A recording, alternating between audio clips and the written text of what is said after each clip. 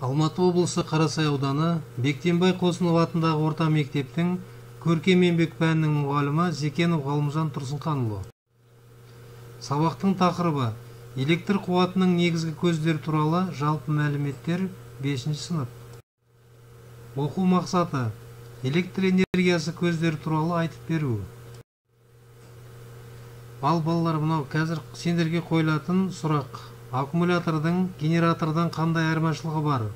Егер де телевизордың штепсельді айырын суырып тастасақ, ол өшіп қалады. Ал егер де ноутбук айырын алып тастасақ, ол жұмыс жасай береді. Неге? Сұраққа жауап береміз. Тақырыпты түсіну үшін мына видеоға назар аударайық.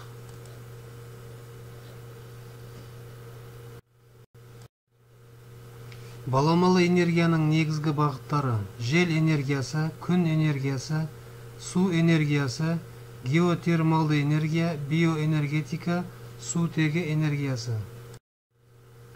Қазақстандағы балама энергия көздері ол жел энергиясы. Жел энергиясының арнайы электр генераторлардың диірмендердің көмегімен түрлендіру арқылы осындай қуат түрін алуға болады. Су электр станциясы электр генераторын айналдыратын гидравликалық турбинамен су ағынының механикалық энергиясын электр энергиясына түрлендіретін электр станциясы. Қазақстандағы ең алғашқы СЭС 1902 жылы Зырян кешенінің энергиясымен қамтамасыз ету мақсатында Тұрғысын өзенінде салынды. Оның қуаты 1000 киловатт болды. 1927 жылы жоғары Хариузовск СЭСі қуаты 3,2 мың киловатт. 1934 жылы Үлбі СЭС қуаты 27,6 мың киловатт салынды. Үлкен Алматы өзенінде 10 каскадтан тұратын СЭС жалпы қуаты 47 мың киловатт. 1959 жылы салынып бітірілді. Су энергиясы ресурстары негізінен дамушы елдерде шоғырланған, сондықтан әзірше толық игерілмей келеді. Мысалы, Латын Америкасында су энергиясы қорының 10%, Африкада 5% ғана игерілген. Энергияның бұл түрін пайдалануды ақш пен Ресей алдыңғы орында, бірақ жан басына шаққандағы көрсеткіш бойынша Норвегия басымдық көрсетеді. Қазақстанда бұл статистикалық көрсеткіш 10-12% шамасын құрайды.